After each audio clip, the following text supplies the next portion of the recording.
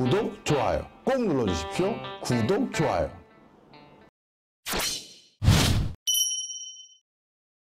사 차 산업혁명의 흐름이 그러면 앞으로 어떻게 전개될지를 설명드리도록 하겠습니다. 공유경제라는 개념이 다시 한번 대두될 것으로 보여집니다. 물론 지금은 코로나19로 인해서 많은 불특정 다수가 같은 공간이나 같은 물건이나 같은 서비스를 누린다는 점에 있어서 여러 가지 불쾌하거나 위험성이 있기 때문에 공유경제를 기반으로 한 여러 산업들과 기업들이 큰 타격을 먼저 받았던 것은 사실입니다. 하지만 공유경제가 어떤 맥락 속에서 진화 발전을 해왔는지를 살펴보시면 이게 꼭 이렇게 사그라들 것이라고 보기는 어려운데요. 대표적으로 공유경제라는 개념이 본격적으로 대두됐던 시기는 2008년 글로벌 금융위기 때부터입니다. 이 글로벌 금융위기가 불거지고 나서 어떤 일이 생겼냐면 그 이전에 견실한 직장을 다니고 있었던 많은 사람들이 갑자기 실직을 하고 그리고 1, 2년, 길게는 2, 3년 이상 새로운 직업을 구하기 어려운 상황에서 어떻게 생계를 유지할 것으로 대안을 찾기 시작했냐면요.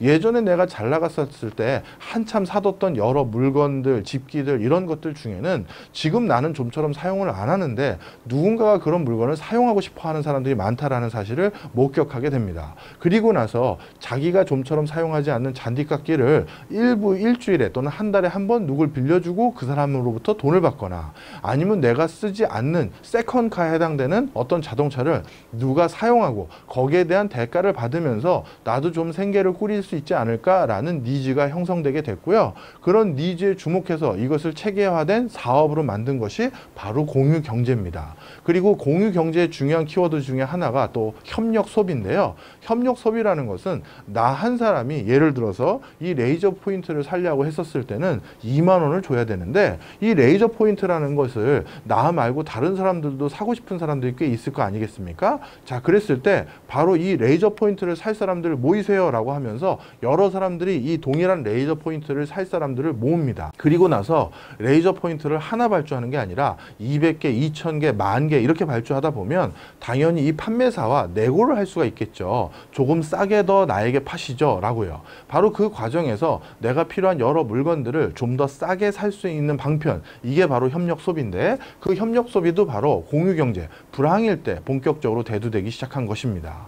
자, 지금은 코로나19가 본격화되면서 공유경제가 아직까지는 다시 활개를 쳐 보이진 못하고 있는 상황입니다. 하지만 언제인지는 모르겠습니다만 코로나19가 일단락이 되고 나서 그 다음 어떻게 보면 다시 경제활동이 본격화될 때 코로나19 과정에서 경제적으로 상처를 입었던 많은 사람들은 어떻게 내 소득을 벌충할 수 있을까 고민하다가 다시 그 대안으로 찾을 수 있는 대표적인 형태가 바로 공유경제겠죠. 따라서 공유경제는 내 빈 창고를 같이 이용하다든지 내가 가지고 있는 유휴 설비를 같이 이용한다든가 이런 형태로든 얼마든지 이 사업은 붐업이 될 가능성이 높아 보인다. 이렇게 말씀드립니다. 그 다음에 온 디맨드 경제라는 것인데요. 모바일 기술 및 IT 인프라를 통해서 소비자의 수요에 즉각적으로 반응할 수 있는 그런 형태의 내용을 말하는데요. 자, 이것은 뭐냐 하면 온 디맨드 서비스는 사실 IoT 형태로 제품이 진화 발전하면서 자연스럽게 안착이 될 수밖에 없는 시스템입니다. 자, IoT라는 것은 제품이 사물 인터넷이라고 부르는 형태인 것인데요. 이것은 내가 물건을 판 고객과 판매가 이루어진 뒤에도 다시 그 물건에 부착되어 있는 센서를 통해서 그 센서가 주는 데이터를 바탕으로 고객과 소통할 수 있는 그런 개념이 탑재되어 있는 것입니다. 그러다 보니까 내 TV를 사간 고객, 내 휴대폰을 사간 고객이 언제 어디서 어떻게 내 물건을 사용하고 있는지를 사실 고객이 허락만 해준다면 내가 실시간으로 그걸 받을 수가 있고요. 그 실시간 받은 정보를 바탕으로 저는 고객이 필요한 정보를 고객이 인지하지도 못하고 있는 상황에서 제가 스스로 더 적극적으로 전달을 해줄 수 있는 시스템이 온 디맨드 시스템이라고 할 수 있죠. 사실 온 디맨드 경제는 지금 어디에서 가장 먼저 목격이 가능하냐 하면 우리가 이커머스 여러 사이트에서 우리가 목격을 할 수가 있습니다. 사실 저도 얼마 전에 골프용품 하나를 다시 구매해 볼까 해서 그냥 한두 번 클릭을 해봤는데요. 그 뒤로 어떤 일이 생겼냐 하면 제가 그 특정 이커머스 사이트에 들어가면 그 뒤부터 가장 상단에 그 골프 관련한 용품들을 저에게 추천해주는 그런 메뉴들이 계속 뜨고 있습니다. 그 얘기는 뭐냐? 저라는 사람은 골프에 관심이 있구나라는 걸 어느 순간 캐치한 것이죠. 더 놀라운 것은요, 제가 그 이커머스 사이트를 이용하지 않고 다른 사이트를 통해서 신용카드로 골프가 아니라 수영과 관련된 어떤 내용을 지출을 했는데요. 그랬는데 놀라운 것은 그 이커머스 사이트에서 저에게 다시 골프가 아니라 수영용품과 관련된 여러 내용들을 추천해 주는 걸로 또 바뀌었다는 점입니다. 이처럼 온 디맨드라는 것은 소비자의 수요에 즉각적으로 반응하면서 새로운 서비스를 구현해 주는 형태가 미래의 4차 산업혁명의 시대라는 것이죠. 이거는 코로나19로 인해서 더욱더 적극적으로 이 두 가지는 빨리 대두가 될 것으로 보여집니다. 그 다음 빈부격차 심화는 제가 계속 말씀드렸죠. 이것은 개인의 문제라기보다는 사회 문제일 텐데요.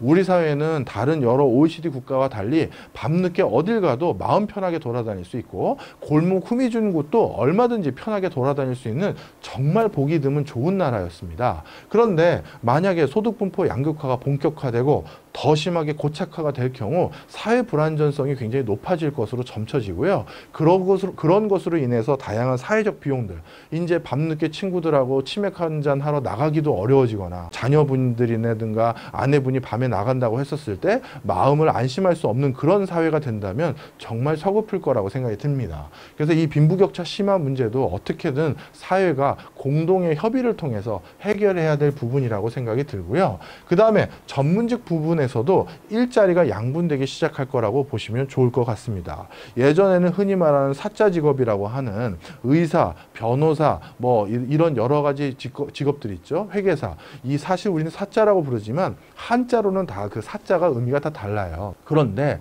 이 사자 직업들이 한동안에는 그냥 그것이 되는 순간 다 각광을 받았던 시대는 이제 지났습니다. 어떤 분야의 의사인지 아니면 어떤 분야의 변호사인지에 따라서 아니면 어떤 성과를 보일 수 있는 사람인지에 따라서 크게 희비가 엇갈려질 것으로 보여지고요. 그 과정에서 루틴한 일을 반복해왔던 변호사나 의사 같은 경우는 인공지능이라든가 그 밖의 솔루션이 그런 사람들의 어떤 업무를 재빠르게 대체할 것으로 보여서 더더욱 가장 먼저 위기에 직면할 직업군이라고 이렇게 평가가 되네요. 그 다음 말씀드리겠습니다. 제조 부분에서는 1:1 맞춤형 물건들이 이제 대거 양산이 될 수 있을 환경이 도래했습니다. 바로 3D 프린트 기술 때문인데요. 이 3D 프린트 기술은 나만을 위한 하나의 제품을 만드는 데는 가장 효율적인 방법입니다. 동일한 물건을 대량 생산할 때는 3D 프린트보다는 어떻게 보면 컨베이어 벨트와 같은 시스템을 만들어 놓는 게 더 중요하지만 나 한 사람을 위해서 한 제품을 딱 만들 땐 가장 저렴한 방식이 바로 3D 프린팅인데요. 이 3D 프린팅을 통해서 드디어 나만을 위한 휴대폰 얼마든지 가능하다는 것이죠. 지금은 휴대폰 안에 있는 앱들은 다 자신에 맞게끔 세팅을 다 하고 있지만 휴대폰의 이 하드웨어는 사람들의 손의 그립감이 다르고 입에서부터 귀까지의 거리가 다 다른데 다 동일한 크기의 휴대폰을 쓰고 있죠. 하지만 언제일진 모르겠습니다만 이런 3D 프린팅 기술이 본격화된다면 얼마든지 하드웨어도 나에게 맞는 형태로 바꿀 수 있다는 점입니다. 생물학적인 기술 같은 경우 유전공학이나 이런 것들이 부상되기 시작하면서 인간의 수명이 점점 극단적으로 늘면서 어떻게 보면 이제 평생을 준비해야 될 고민들이 더욱더 많아지고 있는데요. 오늘 이 강의를 통해서 우리가 4차 산업혁명이라는 미래의 일자리나 소득분포 문제를 살펴봐야 될 이유도 우리의 수명이 그야말로 100세 시대까지 이르렀기 때문이 아닌가 이런 생각을 가져보네요.